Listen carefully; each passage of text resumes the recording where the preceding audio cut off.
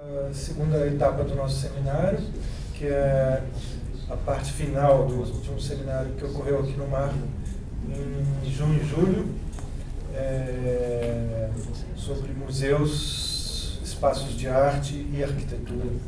E esse seminário é paralelo a dois outros seminários, como eu falei antes. Tem umas pessoas, a Gisele, que vem em todas as palestras, que devem ter saco cheio de me ouvir repetir exatamente a mesma descrição parecida. Nós estamos fizemos uma série, 3 seminários seguidos, um outro sobre arte, cultura e cidade, e um outro sobre arte e ciência, com uma conversa entre um cientista e um artista, esse último feito em parceria com o Museu do Amanhã.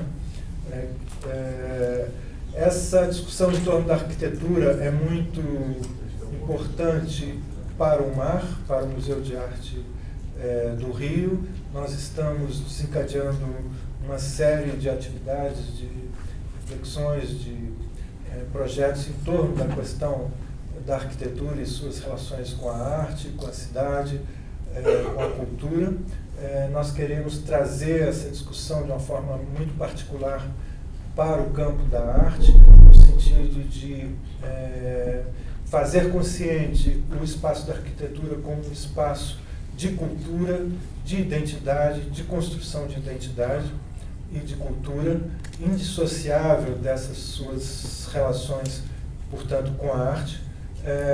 Nesse sentido, nós queremos nos contrapor a um processo de tecnização da arquitetura e dos processos construtivos das cidades brasileiras nas últimas décadas, que tem como consequência a transformação das cidades em campos econômicos e não exatamente em campos habitacionais ou culturais. Então, essa questão é cara na conceituação do Museu de Arte do Rio. Esse museu nasceu e se constituiu a partir de uma reforma urbana que está em processo ainda. Ele, dentro do desenho conceitual do museu, ele pretende trazer para a cidade, quer dizer, ele pretende se transformar num espaço de encontro, de convergência dos vários planos que se superpõem dentro de uma cidade. Quer dizer, é uma tarefa muito grande, muito audaciosa, mas que a gente tenta fazer dentro das possibilidades que a gente tem, que são, às vezes, ricas, às vezes pequenas, mas que a gente tenta trabalhar e juntar para poder realmente transformar esse espaço num espaço de encontro. Simbolicamente, a gente abriu um programa novo de exposições que se chama exatamente Sala de Encontro, que é um espaço, a Galeria do Térreo do museu, onde as exposições, a partir de agora, terão sistematicamente, incluirão um espaço que pensa, um projeto de arquitetura, de alguma maneira, que pensa o espaço e pensa a ocupação desse espaço e não exatamente um trânsito de pessoas pela exposição. Quer dizer, é um espaço que se abre para o público de uma outra forma, onde podem ocorrer e estão ocorrendo outras atividades paralelas, desde aulas, pequenos espetáculos, dentro do espaço expositivo, para exatamente tentar estabelecer formas distintas de usufruto de relação do público com esse universo da arte, que não estejam, digamos, condicionadas a um aparato, inclusive arquitetônico ideológico, que faz com que esse público transite de uma maneira automática e sem estabelecer relações que são profundamente amplas e possíveis.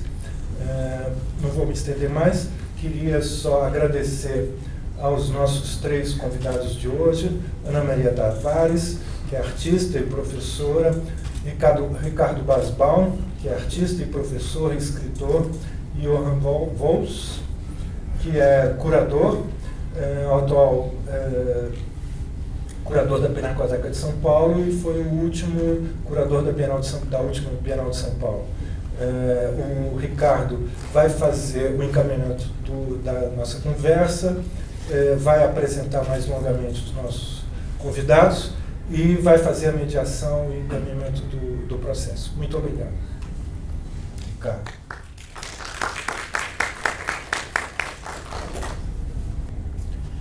Bom, boa tarde a todos para esse encontro sábado à tarde. Queria agradecer o Evandro pela apresentação. Temos aqui a Ana Maria Tavares e Jochen Voltz, que dispensam maiores apresentações, mas mesmo assim vou apresentá-los. A Ana Tavares é artista, estudou na FAP Artes Visuais em 1982, é mestre pela School of the Art Institute of Chicago e doutora pela USP. Já ganhou as bolsas Guggenheim, Ida L. Rubin no MIT e também uma residência de pesquisa no centro Rice, da Rice University, né, o centro de Visiting Scholar do Humanities Research Center of the Rice University em Houston, em 2014. E recentemente teve uma retrospectiva na Pinacoteca de São Paulo. Em dezembro do ano passado? De novembro a abril do ano passado. O Jochen é atual diretor da Pinacoteca, como já foi apresentado. Foi curador da 32ª Bienal de São Paulo e também diretor de programação da Serpentine Gallery, em Londres, de 2012 a 2015, e trabalhou de 2002 a 2012 como diretor artístico do Instituto Inhotim. E tem um extenso currículo. Bom, então, meu papel aqui nesse encontro é de fazer uma mediação. A gente vai ter as apresentações mais longas, tanto da Ana quanto do Jochen. E, como mediador, eu não vou apresentar de modo mais alongado o meu trabalho, apenas vou me contextualizar um pouco da onde eu falo. Então, essa é a primeira imagem, a número 1. Eu acho que tem uma imagem anterior, mas enfim. Isso. Mas o que eu queria dizer inicialmente é que, bom, o tema do encontro de hoje são as relações entre arquitetura, arte, cidadania, não é? E apenas como uma breve introdução, para a gente não perder a perspectiva, não é que, enfim, as pesquisas da arte moderna, da arte contemporânea, em muitos momentos se encontram com esses problemas da arte, da arquitetura e da cidade, não é? Quer dizer, de modo muito rápido,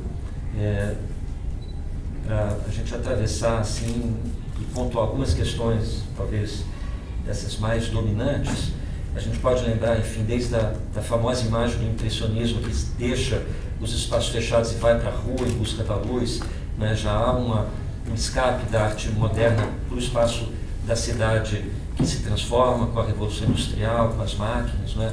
As vanguardas modernas também fazem uma intensa exploração do espaço da cidade, do espaço urbano, com interesse pela máquina, né? As práticas ditas construtivas, tanto na arte quanto na arquitetura, vão investir na construção, enfim, das edificações e pensar de uma maneira, vamos dizer assim, afim, né? A produção da arte, a produção da arquitetura, o entendimento dos espaços urbanos. Também, né, muitas das ações das vanguardas se interessam diretamente pelo espaço da rua, né, esse espaço que se transforma tão intensamente no século XX. E a produção da arte moderna conduz a uma transformação da arquitetura dos museus, né, conduz à formação dos museus de arte moderna. E com a famosa ideia do cubo branco, criando um espaço aparentemente autocontido, né, que se isola do espaço exterior, mas é um espaço que também é concebido, né, o cubo branco na sua vertente arquitetônica, quer dizer, o Museu de Arte Moderna de Nova York, basicamente o primeiro, né, museu moderno, ele também indica uma arquitetura bastante diferente da arquitetura do museu como o Louvre, por exemplo, né? Então, a gente vê aí que toda a arte moderna, com sua vontade de autonomia, com sua, enfim, avanço na ideia de produzir a revolução, vamos dizer assim, apontando para o futuro, não é? Produz uma transformação radical na arquitetura daquele lugar que vai abrigar a obra de arte, que vai abrigar o arquivo, enfim, a arquitetura do museu. E surge a ideia do cubo branco, não é? que por sua vez, a partir da segunda metade do século XX, né, vai sofrer fortes críticas, né, vai ter que ser desconstruído, desmontado, porque o cubo branco também é alguma coisa que isola, né, o trabalho de arte do mundo lá fora, da cidade, né, das transformações, enfim, políticas e sociais. Então, queria apontar também, quer dizer, a construção dos museus modernos e depois a transformação dos museus modernos nos museus contemporâneos, né? Também a segunda metade do século XX traz, né, o encontro do campo da arte com o campo da indústria cultural, né? Então também não mais os museus são os únicos lugares em que esses trabalhos vão acontecer. Esses trabalhos vão acontecer nas ruas, junto a comunidades, né? Então se desenvolve também, né, junto com o museu e junto com o lado de fora do museu, uma ideia do trabalho que vai acontecer num certo lugar específico, né? Então, a gente vê no final do século XX se desenvolver essa noção né, que a gente ainda tem em inglês, vamos dizer assim, de modo um pouco dominante, mas que também a gente pode traduzir, né, a ideia do site specific ou do lugar específico, indicando trabalhos que se constroem numa relação muito direta, muito particular com a arquitetura ou com a paisagem, né? Então, essa obra de arte que sai dos ateliês no século XIX, que vai para a rua, as transformações modernas que colocam em xeque a arquitetura de modo uma relação direta com a produção da obra e o espaço urbano, o urbanismo, a ideia do cubo branco como uma espécie de espaço idealizado que depois é desconstruído radicalmente, né, pelas poéticas contemporâneas, o encontro com os espaços não mais apenas arquitetônicos, mas também espaços sociais, espaços, vamos dizer assim, ditos não artísticos, né, mas que são ocupados pelas poéticas. Então, as relações entre arte e arquitetura são muito, muito amplas, muito, muito variadas, né? E aí, certamente, a gente vai ouvir, tanto da Ana quanto do Jochen, né, comentários já a partir das pesquisas de cada um nesse investimento, tanto do espaço específico para a arte, que seria o museu, a desconstrução desse espaço, né, a compreensão desse espaço do museu também como um espaço que aponta, né, modos de se perceber e acessar a obra de arte. Portanto, esse espaço também ele pode ser criticado, desconstruído, se a gente quiser pensar em outros modos de encontrar a obra, né? Esse museu que é uma estrutura em aberto, que pode ser, né, repensada, reprojetada, redesenhada, e também as relações da obra de arte com o espaço urbano, o espaço da cidade, com os espaços sociais e com todos os interstícios, né, que se abrem entre arquitetura, urbanismo e a ideia de uma intervenção poética. Então, essas são linhas muito, muito gerais, né, que apontam para alguns eixos dessas relações. E aí, só para fechar minha fala, né, eu me coloco aqui como mediador e, curiosamente, o meu trabalho como artista também envolve basicamente a mediação, né? Então, eu estou num lugar assim, intermediário, que é um pouco que eu ocupo, em geral, também com o meu trabalho. Então, eu trouxe apenas 7 imagens, só para apontar um aspecto bastante geral e inicial, né, de algumas questões que eu desenvolvo enquanto artista, na relação da imagem com o espaço da cidade, com o espaço urbano. O meu trabalho ele se desenvolve em certos espaços entre a produção da arte e a produção de teoria, né? Quer dizer, tentando pensar a produção da arte e de teoria como como o mesmo eixo. E nisso surge a ideia da imagem e a ideia do diagrama como sendo estruturas que a gente a priori não vê, né? Porque elas são estruturas que a gente pensa que elas são invisíveis, mas que elas se aparecem, né, nas relações entre os objetos, entre as coisas, entre a arquitetura e a obra de arte e a poética proposta.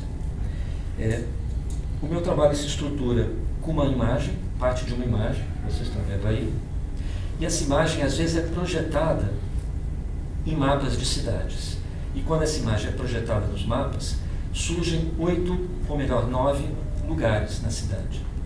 Esses lugares, eles são definidos pelos ângulos dessa forma e pelo círculo central. E acontece que muitas vezes eu tenho a oportunidade de desenvolver projetos a partir da projeção desse desenho no mapa, e a gente busca que lugares são esses que a cidade, que foram descobertos na cidade a partir dessa projeção do desenho, e nesses lugares ocorrem eventos ou ações, que podem ser do meu trabalho ou do trabalho de convidados também. Então, o trabalho que se coloca nesse meio do caminho entre uma ação de intervenção do artista e uma ação de intervenção, vamos dizer assim, do curador, que abre espaço para outros agentes, outros atores, né? E aí eu penso essa projeção dessa forma nos lugares do pretexto e do programa, né? Antes da escrita, antes da gramática, talvez, quer dizer, instalar uma série de relações ali que servem para tornar visível um lugar no meio do caminho entre todos aqueles que vão agir no evento e a poética que eu trago, quer dizer, as questões da poética que vão se desdobrando ali, e as instituições que estão, vamos dizer assim, organizando aquelas situações, aquele evento, né? Então, nessa primeira imagem, esse desenho é projetado no mapa de Belo Horizonte, e o ponto número 8, ele vai tocar exatamente no Museu da Pampulha. Então, eu estava fazendo uma exposição no Museu da Pampulha e, de repente, a exposição se expande pela cidade a partir de convidados que desenvolveram ações nesses pontos. A próxima imagem, o mesmo processo ocorre, né, em Recife, num evento em Recife, mas eu vou apenas, eu estou mostrando apenas essa imagem inicial dos mapas, né? Então, a gente tem o mapa da cidade, projeta o desenho, e esses 9 pontos servem de pretexto ou de um programa, né, para ações. Na próxima imagem, a gente tem aí o mapa de uma cidade na Holanda, no interior da Holanda, a cidade de Utrecht, né? E aquele círculo toca exatamente no centro cultural a partir do qual eu estava trabalhando, né? Um centro cultural chamado Casco, e a partir dali a gente também desenvolveu essas ações todas que ocorreram pela cidade. A próxima imagem, na cidade de Guimarães, em Portugal, né? Uma quina desse ângulo ficava dentro do espaço expositivo, outra quina ficava fora, e a gente tentou então se mover pela cidade, tentando seguir algo dessa linha, né, do desenho, mas é impossível porque não existe uma linha reta na cidade, né? Então o desenho ele se torna inútil no sentido de um guia, e a gente então tem que desmontar o desenho e ver que linha final que resultou nessa caminhada. Então a gente está ali tentando desfazer o desenho, né, a partir das linhas que foram surgidas dessa ação urbana. A próxima imagem, um projeto também desenvolvido em Londres, né, a partir de um espaço chamado Showroom, que está ali no número 1, no centro do círculo, e dali a gente também desenvolveu algumas ações no bairro em torno, né? E a imagem seguinte, né, numa espécie de antes e depois, né, depois que essas ações foram desenvolvidas, né, a partir de uma série de convidados, como que essa imagem inicial se desconstruiu e se tornou, vamos dizer assim, se relacionou com aquela malha urbana local. O que é interessante também é que a gente percebe que todas essas ações são também um pretexto para, nessa mobilização coletiva, eu buscar uma espécie de um auxílio, né, para desfazer esse desenho. Quer dizer, depois que as ações acontecem, esse desenho é transformado. E a última imagem é um trabalho, um projeto realizado em 2015 em Hamburgo, na Alemanha, que também se iniciou com uma caminhada pela cidade, e essa caminhada também, né, ela se deu entre 2 praças da cidade que foram integradas a partir desse desenho, e a caminhada também produziu uma desconstrução desse desenho, uma desmontagem. E aí, esse é uma espécie de um diagrama que resultou tanto do projeto inicial quanto desse trabalho coletivo com o grupo com o qual eu realizei essa ação na cidade de Hamburgo, na Alemanha. Então, esses são apenas algumas imagens só para indicar, uma vez que eu sou aqui um mediador, como o meu trabalho também pode funcionar, né, com uma estrutura de mediação, articulando, vamos dizer assim, um par, né, entre sensação e conceito, né, entre experiência direta e um planejamento qualquer. E eu tenho certeza que esses eixos, assim que eu coloquei aqui no início, que são bastante amplos, vão ser agora tocados, tanto pelo Johan quanto pela Ana, e aí a gente vai ter um caminho bem interessante para a nossa conversa em seguida. Então passo a palavra para a Ana.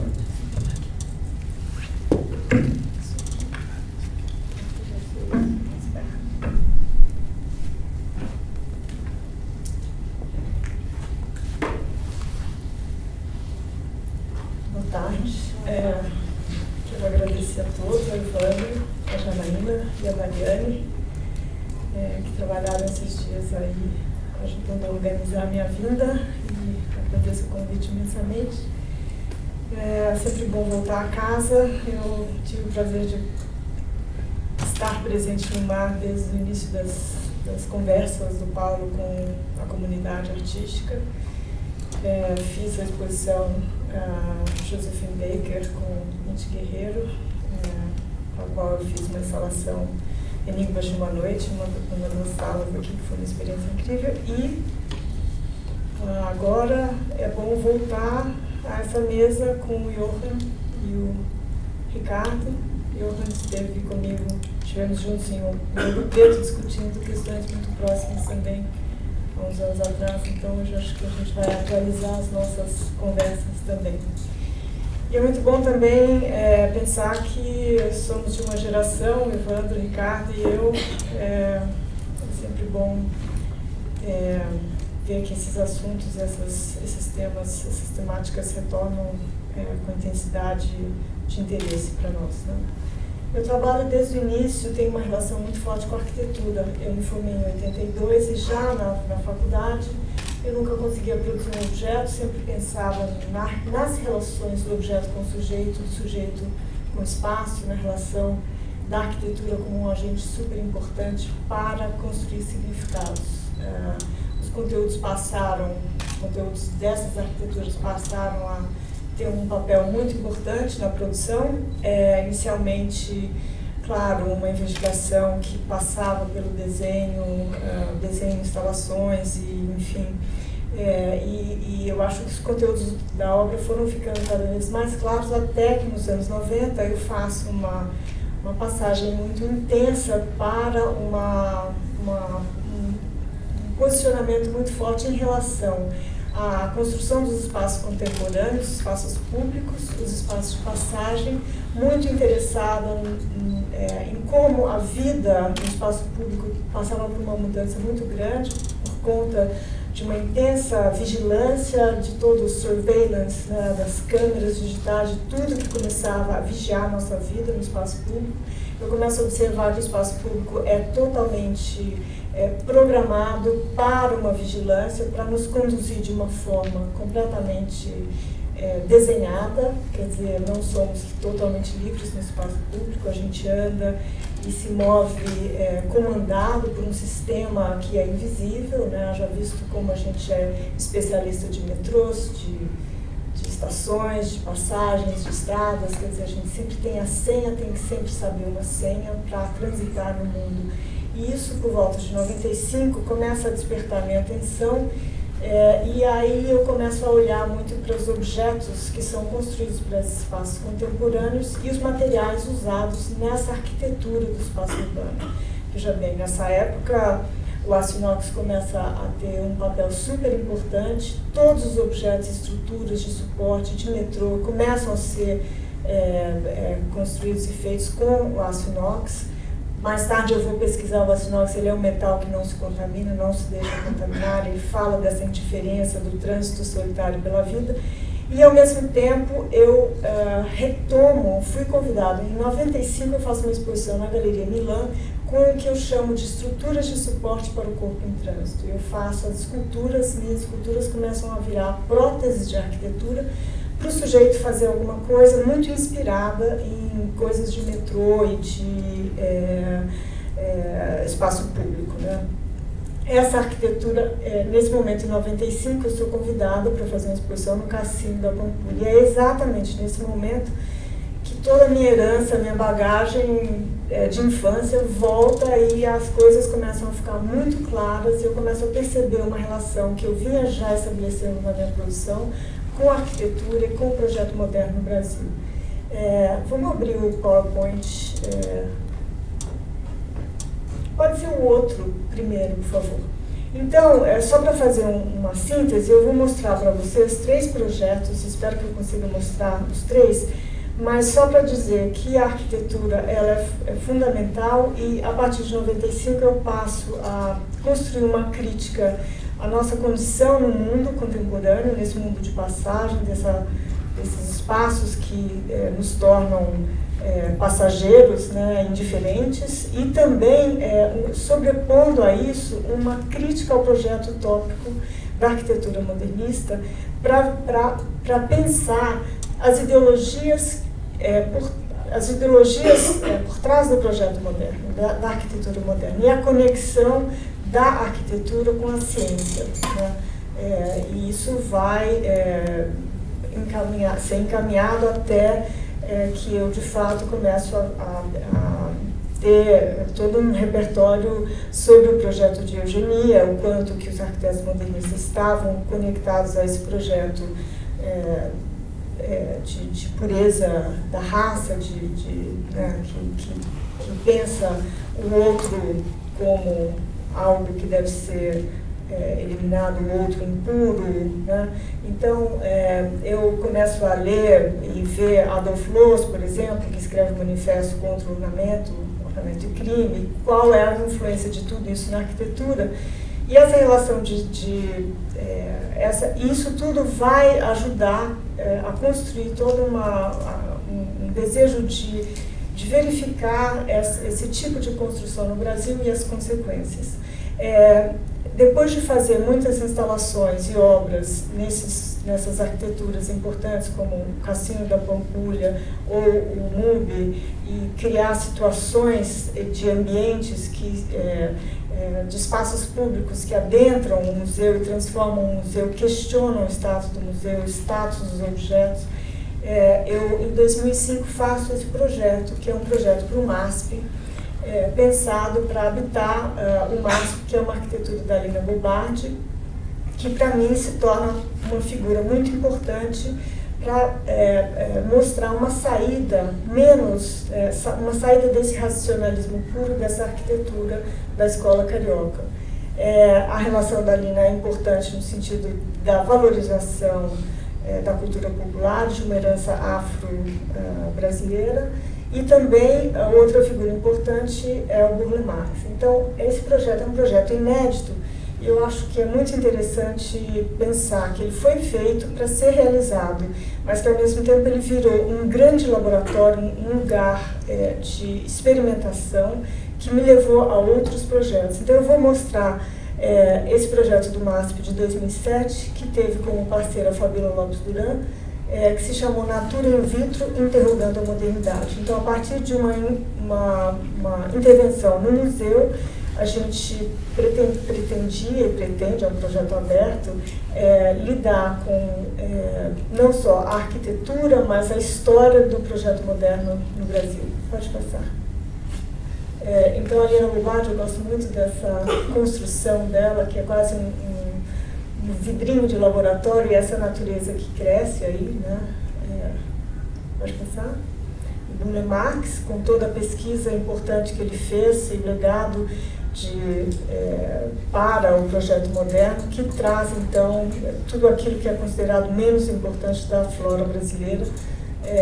Então, e ele eleva isso a uma condição super importante dentro do projeto moderno. Pode passar?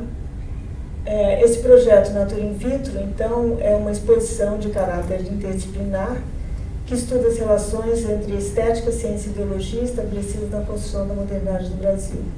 Então, eu estou apresentando aqui o projeto e conto que explorando essa relação entre arte e arquitetura por meio de um diálogo com o pensamento de arquitetos modernistas brasileiros, estabeleço uma original colaboração com a historiadora Fabíola Lopes Duran. Na verdade, o projeto tinha como intenção trazer a pesquisa dela junto com a minha obra de arte, e a gente trabalhar numa espécie de colaboração onde teoria e obra compõem o mesmo trabalho.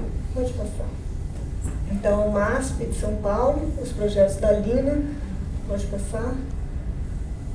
E essa ideia de uma contaminação, né, desse projeto, onde a natureza tem um papel importante. Pode passar. Esses são os projetos que a Lina fazia com essa natureza que vai contaminando essa fachada brutalista. Pode passar. E mais importante, eu tomo o projeto do Jardim do Ministério da Educação do Gustavo Capanema aqui, no Rio de Janeiro, como um elemento principal para o projeto do MASP. Pode passar. E aí a gente tem, como esse projeto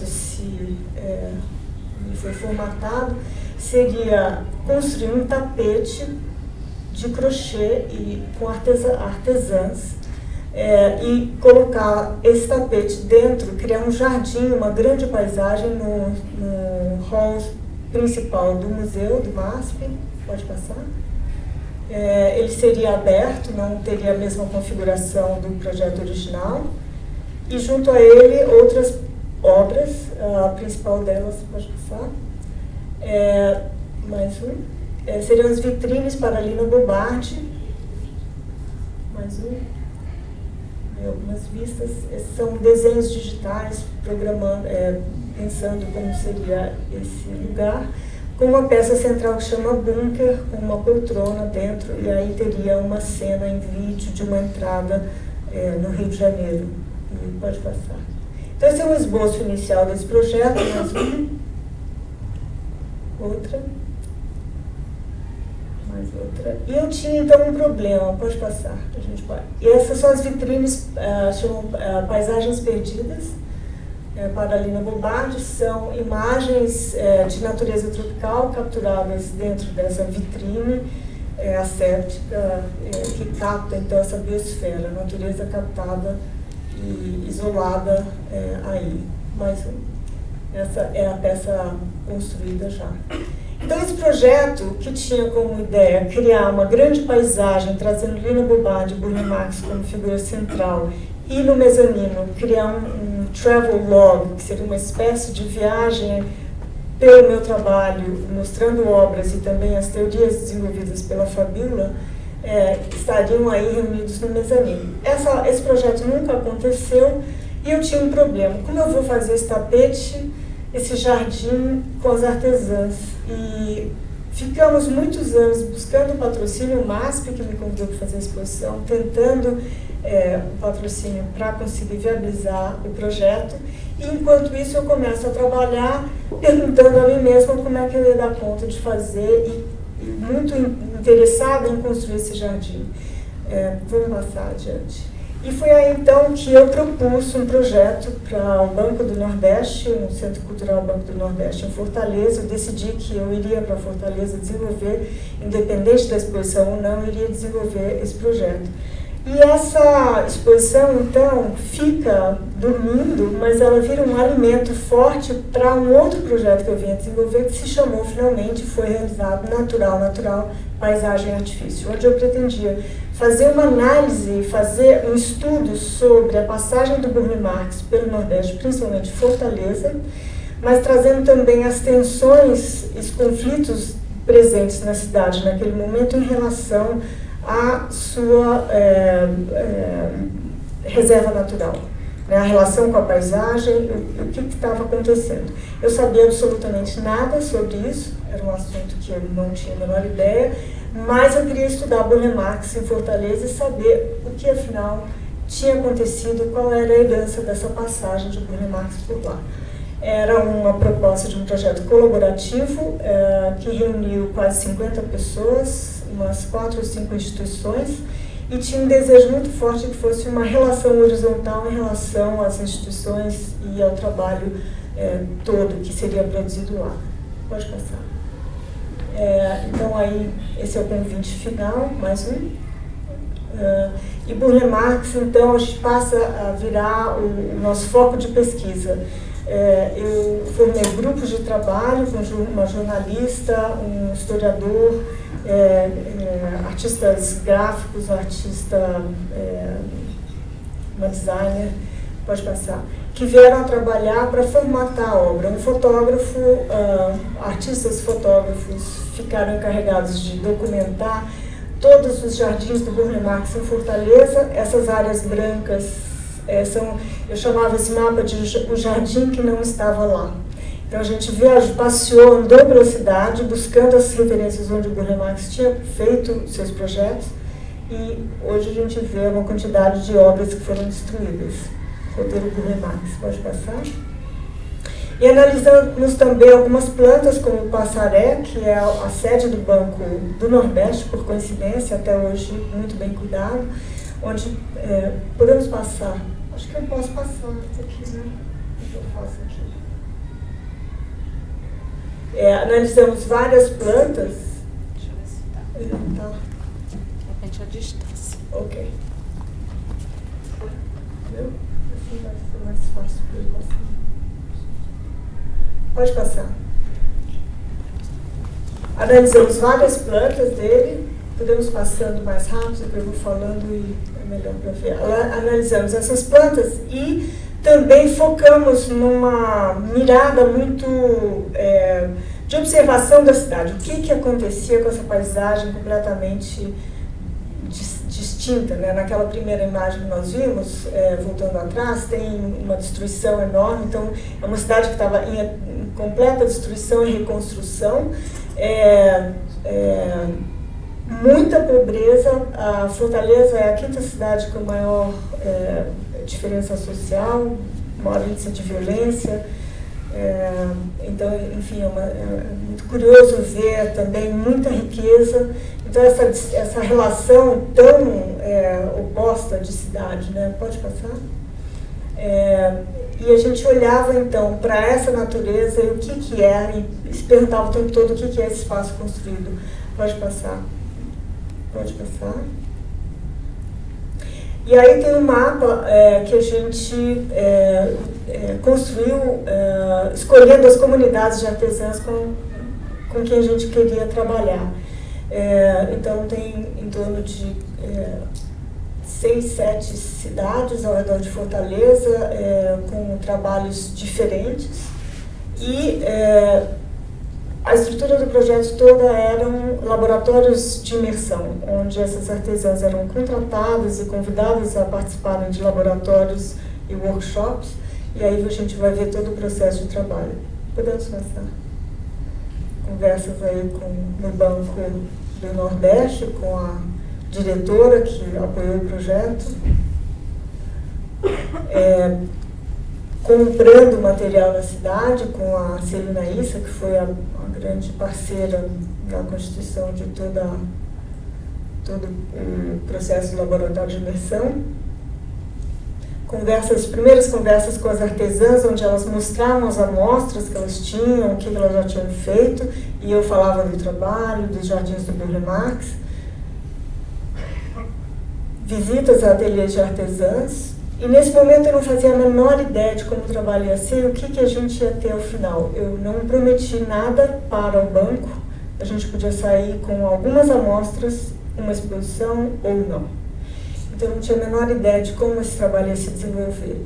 Aí então o primeiro grupo, homem, tem um rapaz também que fazia crochê divinamente, e a gente passava vários dias fazendo amostras e vendo como nós poderíamos traduzir a paisagem, o jardim de Burle Marx para crochê. E foi muito curioso porque como construir volume, luz e sombra foram questões permanentes. Então aí a gente tem, de novo, só essa referência do tapete Burle Marx. Eu escolho essa meba central. Eu nunca cheguei a construir ainda o tapete completo, e é uma relação curiosa com uma obra minha de 1983, uma exposição Pintura com o Bem no MAC, uma instalação de pintura, acho que o Ricardo deve lembrar disso, que eu acho muito interessante porque é quase a mesma coisa, né? Pode passar? Esse é o tapete final, chama Jardim para Burle Marx, sala branca.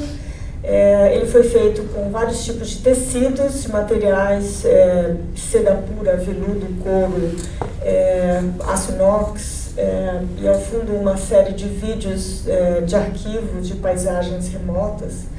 Pode passar. E a gente passou, durante o tempo de laboratório, por várias etapas. Por que cor?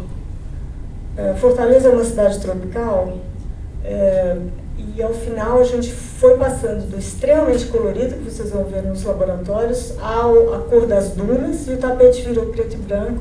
Eu acho que foi uma redução incrível também, pensar, a gente falava muito de luz e sombra, daquilo que a gente não vê, né? Então o tapete acabou se desenvolvendo nessa direção, que para mim eu acho que foi uma coisa bem bacana. Então tem alguns detalhes, podemos passar mais rápido, desenhos de plantas do Burle Marx, detalhes, aí as medidas, estudos de como fazer.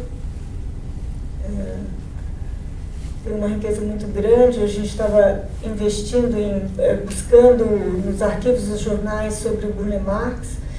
Tivemos 2 professores da Escola de Arquitetura, paisagistas, que vieram falar com as arquitetas sobre o Burle Marx, enfim, sobre paisagismo, e uma análise intensa na cidade do que estava rolando, não só isso, mas outras coisas, como, por exemplo, podemos passar a Praia do Futuro. Volta um pouquinho nessa, que é interessante, a realidade do sonho de antecipar o futuro, né? Uma visão, um desejo, né, da utopia, do projeto, daquilo que vai acontecer no futuro, uma coisa muito brasileira, um projeto dos anos 70, que é a Praia do Futuro, que é um projeto fracassado. A Praia do Futuro nunca deu muito certo, foi um investimento imobiliário enorme, hoje ainda, vários terrenos baldios, e ela está plantada em cima de dunas, então é muito difícil morar ali, porque é muito sal, muito sol, muita areia. Então, a partir disso, eu começo a olhar também os edifícios, pode passar, que tinham suas fachadas bastante detonadas por causa do sol, e os azulejos caíam e eram reformados. Então tem essa coisa dessa contaminação da natureza o tempo todo, que não deixa esse mundo construído em paz, né? Então eu fiz uma das salas com um sapateiro que tinha falido também por causa da globalização. Ele é convidado a trabalhar com a gente, e ele faz esses azulejos de couro, que foi couro de bode produzido num curtume lá, colorido e metalizado, envelhecido para essa obra que se chama Fachada Insana. É uma espécie de arquitetura completamente contaminada, doente, essa fachada, como vocês vão ver nos outros detalhes. Então é madeira, couro e acrílico. Pode passar. Esse acrílico gasto pelo sol, muito inspirado nessas fachadas dos edifícios, completamente remendados todo o tempo. E os azulejos poros, que é uma obra que ficou na parede em gravura, pode passar, impressão, como vocês estão vendo aí. Tinha uns pratinhos bordados, como esses pratos de laboratório, com essas coisas que vão crescendo, e era bordado por uma senhorinha muito incrível. Esse é o seu Chaguinha, que fazia os azulejos, pode passar. E depois na montagem, que foi montado dentro do museu, quando a estrutura de madeira também ficou pronta. Então a produção foi toda local, não fiz nada aí em São Paulo. Pode passar. E essa relação dessa cidade também, ao mesmo tempo, né, dessa cidade grandiosa que floresce também em Fortaleza, em oposição a essa outra cidade da pobreza, né? Casos curiosos, como fotos, eu tive 2 salas foram dedicadas a artistas convidados que já tinham feito trabalhos que tratavam da cidade. Então, por exemplo, Silas de Paula, um grande fotógrafo, já tinha fotografado o movimento a favor do Parque do Cocó e do Rio Cocó nos anos 70, e era exatamente a grande ocupação e briga que estava acontecendo em Fortaleza naquele momento, porque eles estavam vendendo os terrenos do parque para a especulação imobiliária. Então a população estava revoltada, e ao lado plantas do Burle Marx. Pode passar. Em homenagem ao Rio Cocó, eu já tinha feito vários trabalhos com Vitórias Régias, em homenagem ao Burle Marx. Esse, por exemplo, é um projeto para o Lago Guaíba, em Porto Alegre, que é um pavilhão para Burle Marx, e eu mostrava tudo isso para as artesãs. Então a gente se propôs construir Vitórias Régias, pode mostrar? Eu já tinha feito Vitórias Régias em Toyota, no Japão, de aço inox, enormes, flutuando no jardim, em diálogo com aquela fonte. Então nós fizemos então essas Vitórias Régias para o Rio Cocó, que ficavam encapsuladas em vitrines como espécies de laboratório. Isso é na inauguração. Vamos passar mais. E alguns detalhes, pode passar agora em sequência só para ver o resultado do trabalho bordado. Só um minuto, isso é uma visita, volta um pouquinho ao Teatro José de Alencar, e nesse lugar elas viram essa planta, pândanos, ficaram enlouquecidas, e nós tentamos reproduzir, fazer algo com isso. E ao mesmo tempo chamava atenção, porque elas já tinham visto, pode passar, os meus desenhos dos anos 80, que eram instalações que ocupavam toda a sala com desenho, e acharam que isso tinha uma relação muito grande. Então foi muito incrível que ao final esse trabalho fez uma dobra sobre mim mesma, e eu tive que desengavetar todo o meu trabalho do mestrado, que eu nunca tinha mostrado no Brasil, que eram as instalações com desenho, mais à frente. Aí, isso foi a sala de exposição, pode passar, mais. E a gente fez essa obra que se chamou Pândanos, com uma equipe incrível de mulheres que buscavam troncos de banana no mato, carregavam aqueles troncos gigantescos para retirar uma palha de banana e fazer uma trança. Pode passar, se vão ver detalhes. Isso tem a ver com meus desenhos dos anos 80, está numa mesma sala que eu revesti com papel craft, para abrigar o Pândanos, que eram essa trama toda, que foi um desenho no espaço feito na hora também. Elas fizeram esses espaguetes de banana, né? E aí elas estão pegando isso no mato e tecendo a trança. Agora, 2 salas foram dedicadas a toda a pesquisa, a todo o processo, para expor o processo de confecção desses trabalhos. Aí, então, a gente vê as peças coloridas e também os artistas convidados, com alguns vídeos de entrevistas que fizemos com a comunidade local. Mais um. Esse mobiliário foi construído também especialmente para isso, pelo Vitor César.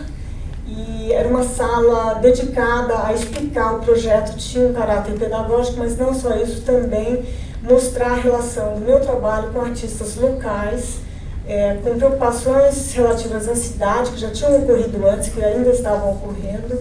Mais uma. E uma parte também eu trouxe um pouco dessas instalações com desenho, só para também ter uma referência com Pândanos, e mostrar essa maravilha de relação que foi construída por elas durante o processo. Pode passar. Então, mais uma.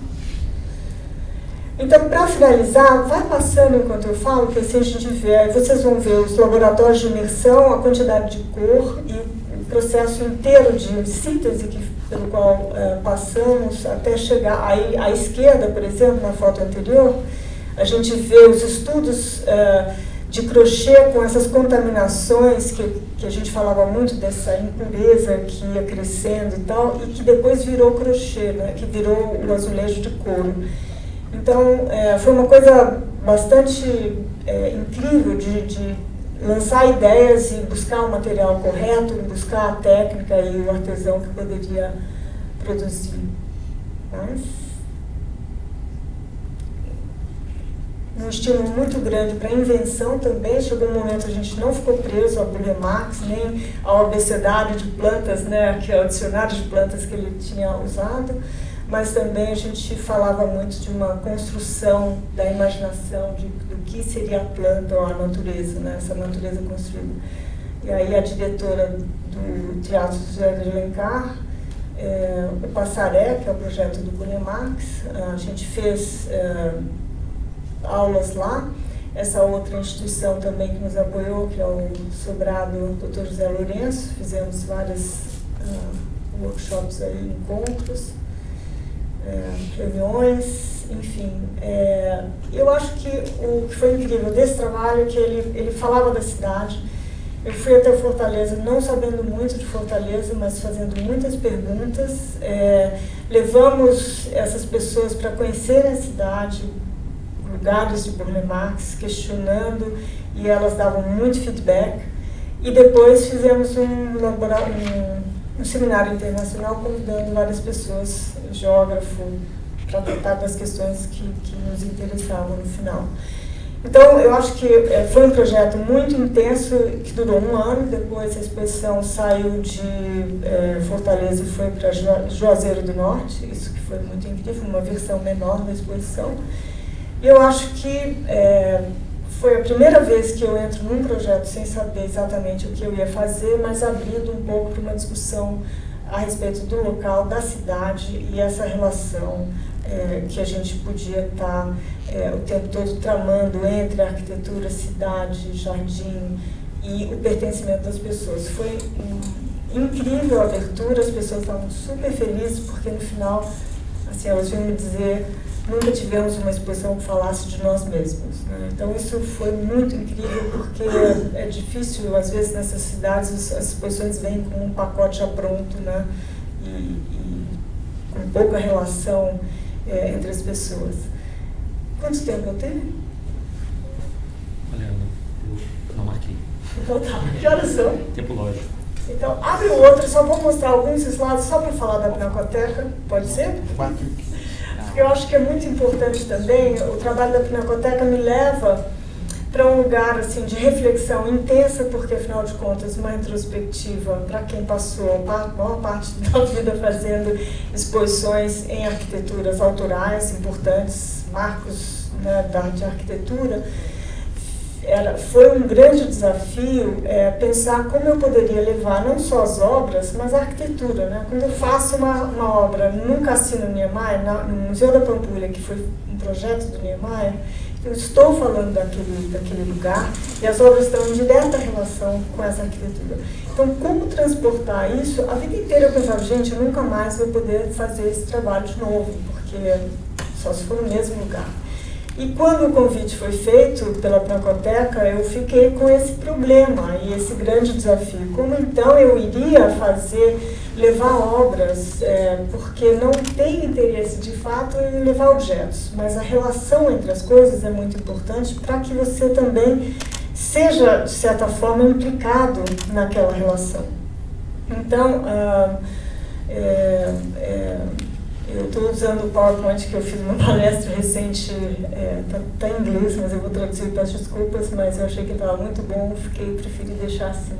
Então a exposição se chamou No Lugar Mesmo, uma antologia de Ana Maria Tavares, e para essa exposição eu fiz uma intervenção que se chama No Lugar Mesmo, Desdomesticando Trópicos. Então ela tem uma relação de novo com a natureza tropical, com as ideologias da arquitetura, e vou trazer tudo isso para dentro desse espaço, fazendo umas alterações e uma intervenção muito intensa, né? Então, só para explicar, a gente tem a Pinacoteca, ela tem esse octógono, mas ela inicialmente tem aquele pointer para eu mostrar aqui, que eu acho que seria bom. Eu parto, então, em primeiro lugar, a grande questão era como fazer uma exposição retrospectiva, uma vez que eu tenho feito e fiz muitas exposições em espaços e arquiteturas importantes. Como trazer para dentro da Pinacoteca não só a obra, mas o contexto. Como trazer outras arquiteturas, como fazer que outras arquiteturas habitassem a arquitetura do Ramos de Azevedo e a Pinacoteca do Estado na atualidade. Afinal de contas, eu acho que o exercício todo foi de atualizar as obras numa arquitetura e buscar tecer relações da obra original com o espaço atual. Então, o que eu fiz foi pensar o projeto original. O Ramos de Azevedo constrói, aqui desse lado, aqui paralelo a essa sala que é a entrada, o grande lobby aqui, isso é a escada e a Avenida Tiradentes. E aqui a gente tem o Parque da Luz. Desse lado é a Estação da Luz, né, onde chegam os trens e metrô.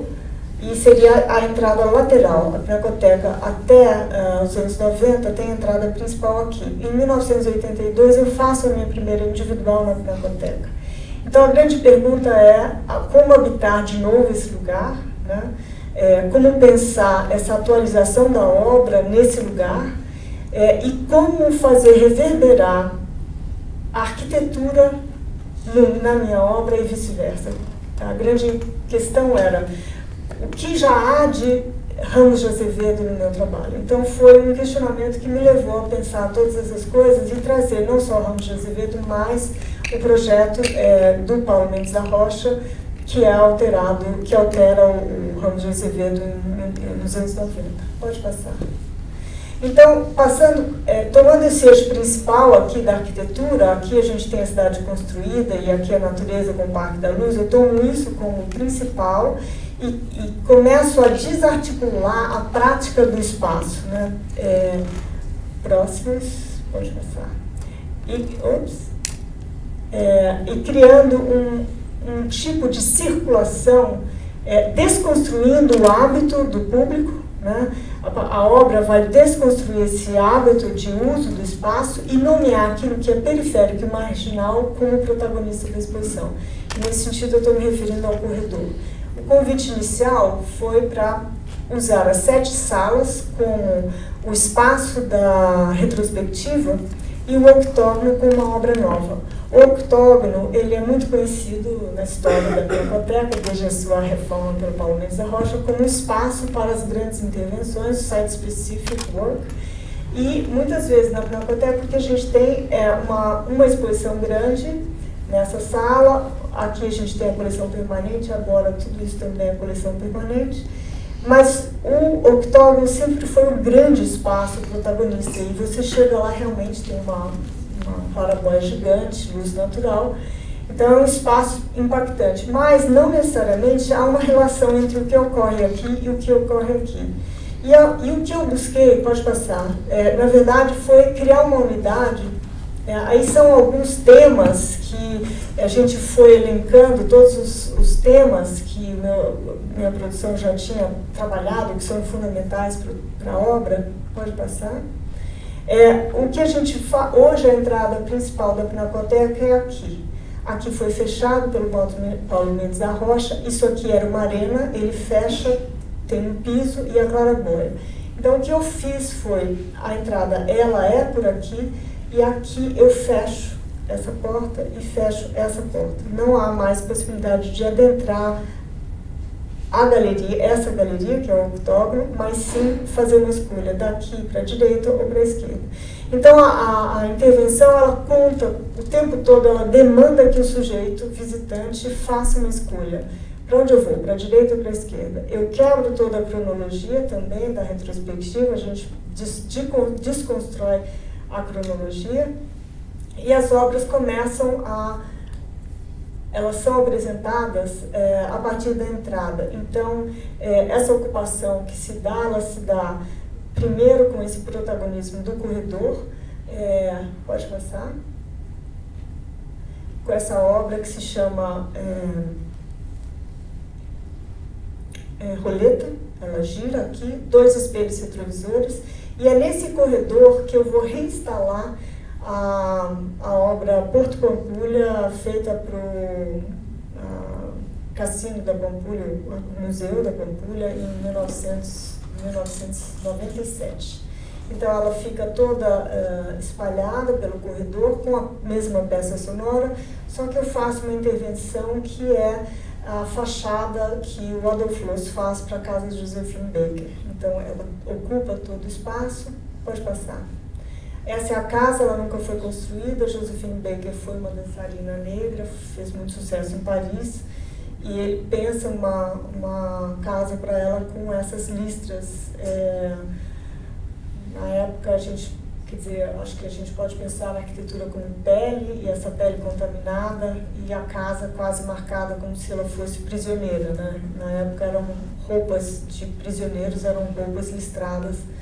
E é curioso pensar que ele, que escreve um manifesto contra o ornamento, faz uma casa para Josephine Baker, onde a parte central seria, ao invés de você entrar numa sala, você entra num hall para olhar a Josephine Baker dançando, nadando nessa piscina. Então, ao invés de uma sala, tem várias vitrines e que supostamente ela desceria aqui, nadaria e o visitante iria ver esse corpo exótico nadando ali. Então, a obra vai lidar com essa questão toda do poder sobre os corpos. Pode passar?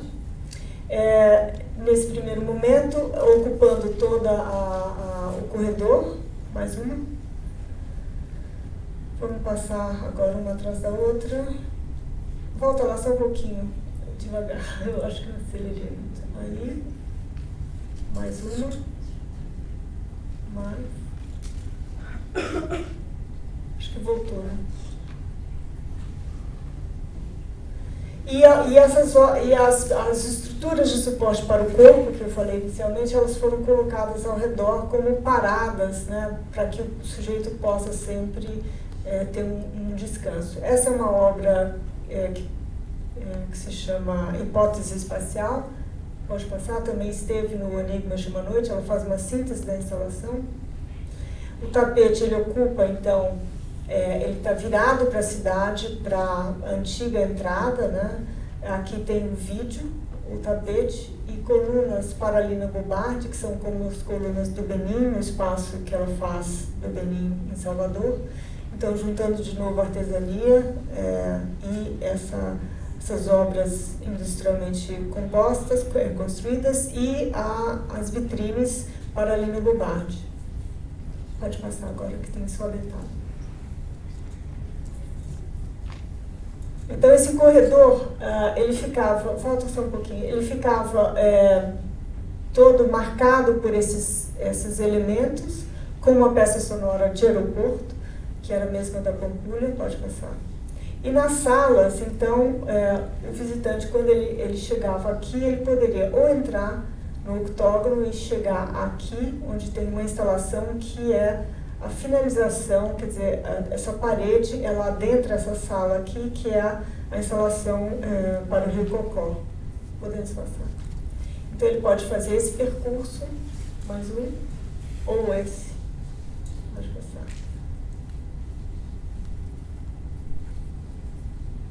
Volta lá, volta 2, por favor, tem o filme. Volta mais um. Isso, agora passa esse.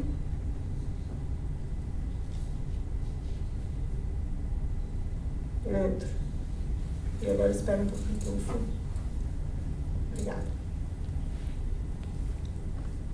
Então, na verdade, assim, a obra tem essas camadas, mas eu acho também que é muito importante pensar que eu considero o visitante que não tem essa informação toda que eu estou passando para vocês. Quer dizer, todo esse aspecto visual, da dinâmica do movimento, da passagem, da velocidade, ela também é muito importante. Então, não importa que o visitante tenha mais ou menos informação, eu acho que criar a possibilidade de camadas dessas entradas na obra, para mim, também é muito importante.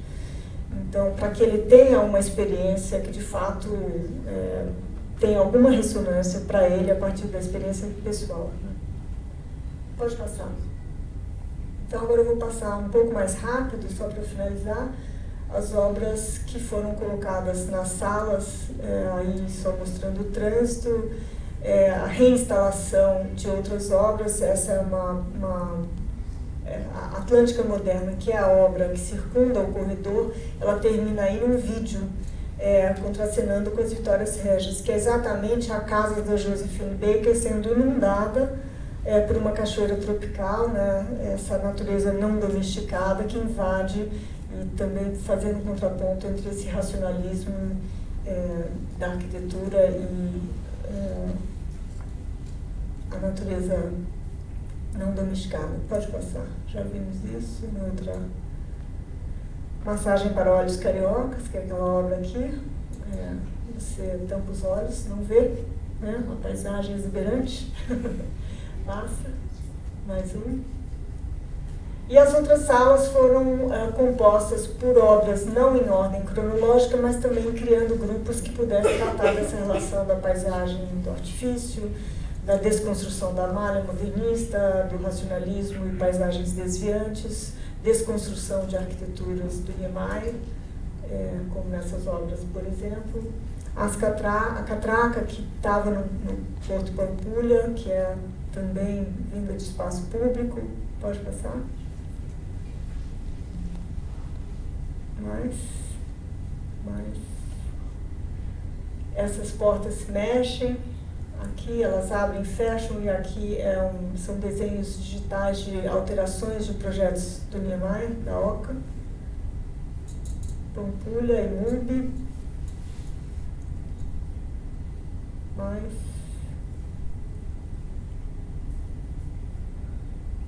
Por fim, uma instalação lá, obras dos anos 80, lá na frente uma instalação que é do acervo da Pinacoteca, obras dos anos 80, 90, coisas que eu tinha há 30 anos, nunca abri a caixa de novo para ver, mas...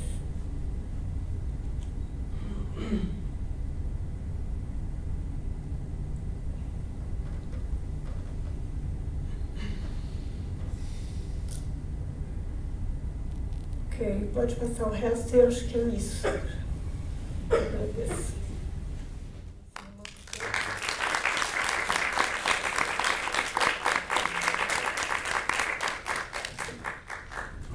Muito obrigado, Ana. Queria passar a palavra então para o Hilton.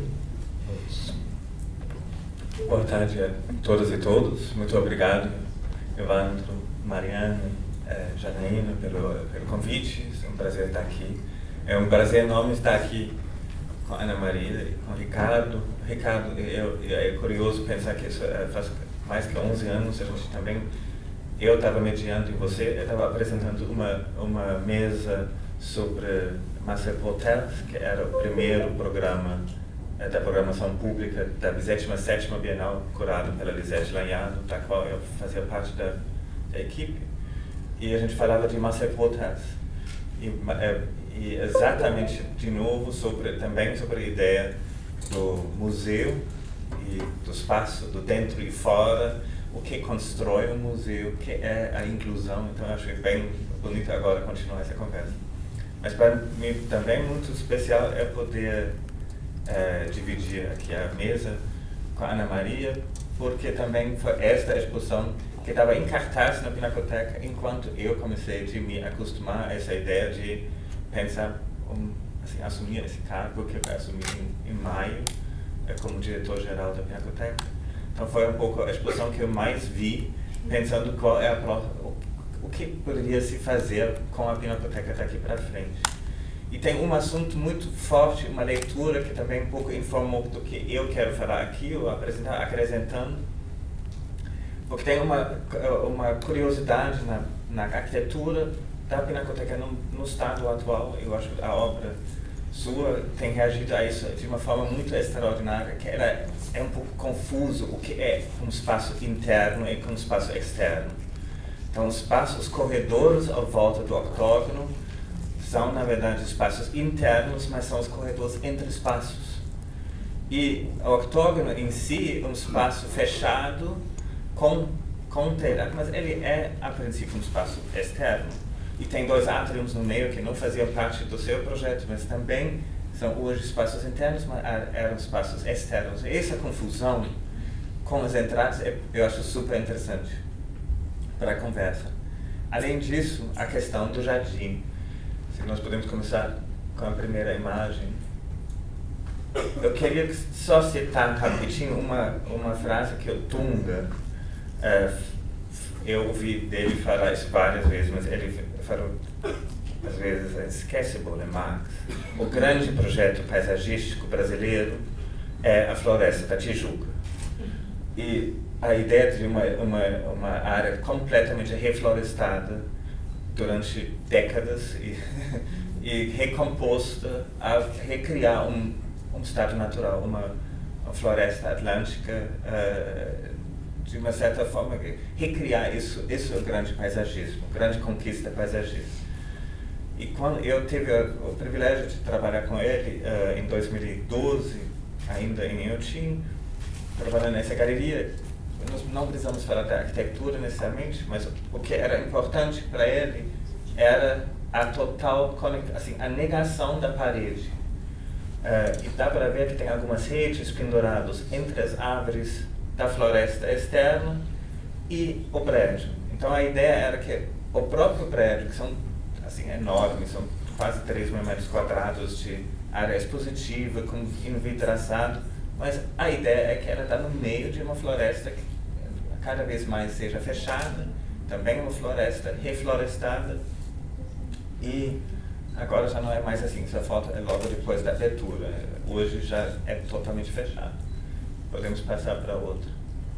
Então a ideia era que de dentro para fora você vê quase, tudo é circunscrito por uma floresta e não por um museu, não por um cubo branco, para voltar ao que o Ricardo tinha mencionado. Podemos passar para a próxima, por favor. Tem uma obra semanal para discutir sobre o museu e a ideia de dentro e fora, e a ideia de contaminação, para usar a palavra que você usou, Ana Maria, ou de talvez penetração, ou de a relação entre dentro e fora.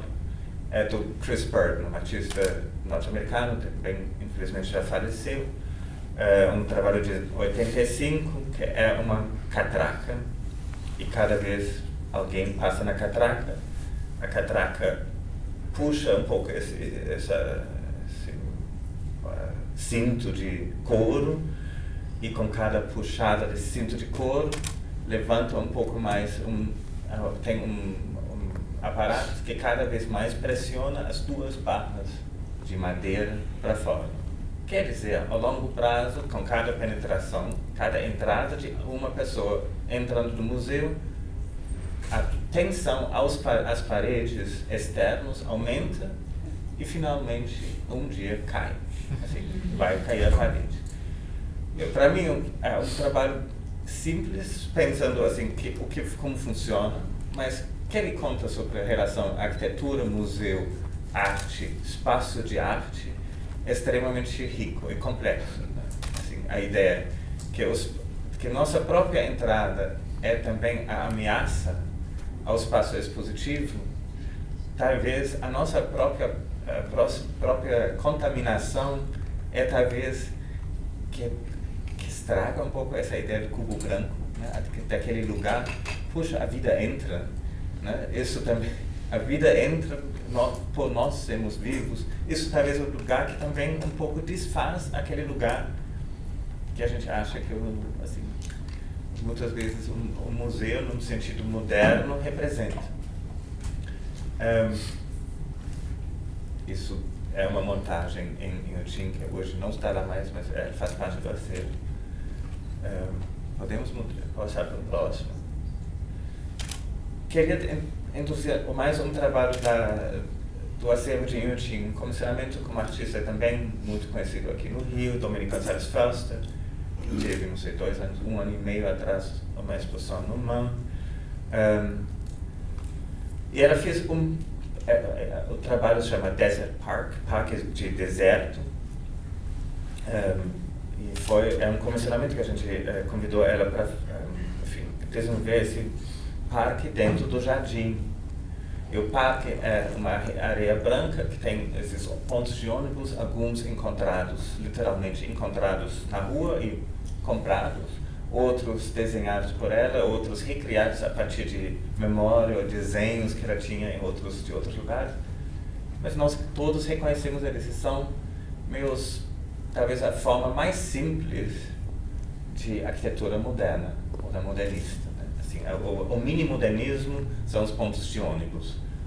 E o que me interessa aqui, além de falar, assim, o trabalho não é só isso, também tem uma série de livros apresentados nos bancos dentro dos pontos de ônibus. E que é interessante, que eu acho, só para acrescentar a nossa discussão, é o momento da espera. Esse momento eu acho que no seu trabalho ele aparece em vários lugares, a ideia do descanso da espera de algum momento de transição. Eu acho isso extremamente um lugar interessante. Talvez quem estudou um pouco história da arte recente tem um projeto que foi muito importante no início dos anos 2000, 2002, 2003, 2004, que chamava Utopia Station. E eu tive a sorte de, enfim, ter organizado um evento que um pouco foi na direção desse projeto. E o Rick Chavanija, um outro artista tailandês, ele falava uma coisa muito bonita. Talvez o espaço mais utópico é a estação de trem. Aquele lugar onde a gente espera e aguarda que algo se muda, a direção se muda, né? A gente está negociando o caminho. Esse é o lugar onde a gente renegocia tudo. Eu venho de lá e vou para lá. Eu posso mudar a minha vida, eu posso simplesmente desistir daquele destino e ir para outro lugar. Então, o momento mais utópico poderia ser a estação. Então, um pouco o trabalho da Dominique, esse momento da espera, da suspensão também, acho que fala para mim muito disso. Vamos para essa proposta. Então, falando sobre o que é talvez essa... eu posso fazer isso. Assim, quem de vocês conhece Inhotim sabe, a gente está falando de um museu moderno. Inhotim tem tentado, e está tentando sempre inventar um pouco, ou reinventar um pouco o que poderia ser um museu. Eu só vou mostrar uma experiência de lá, né, assim, uma forma de comissionamento no parque, no jardim, aqui do projeto do Matthew Barney, que você se aproxima por uma outra floresta reflorestada, mas infelizmente só tinha eucaliptus, e você chega àquele domo, né? E você entra e encontra aquele caminhão gigante segurando uma réplica feita de resina de uma árvore. E, enfim, tem uma história muito grande dentro da própria mitologia do Matthew Barney, ancorado na mitologia brasileira, porque foi um projeto que ele originalmente fez para uma procissão de carnaval em Salvador em 2004. Mas o que eu queria mostrar aqui um pouco essa total negação do espaço convencionalmente expositivo. Aqui o artista foi diretamente envolvido na ideia de comissionamento, de criar, isso não é um site específico diretamente, mas é uma reação, um desenvolvimento de um projeto, sim, a partir de um cenário brasileiro, sim, a partir de uma realidade mineira, cheia de minerações ao lado e a exploração do solo e dos bens da terra, do reflorestamento, né? A monocultura do eucaliptus, etc. Eu vou falar um pouco sobre jardins também, porque isso foi quando eu sabia que a Ana Maria e eu estávamos aqui juntos, eu pensei, então melhor, em vez de falar de pavilhões e outras coisas, falar de jardim. E isso foi um lugar onde eu podia trabalhar 10 anos, mais ou menos, em Inhotim.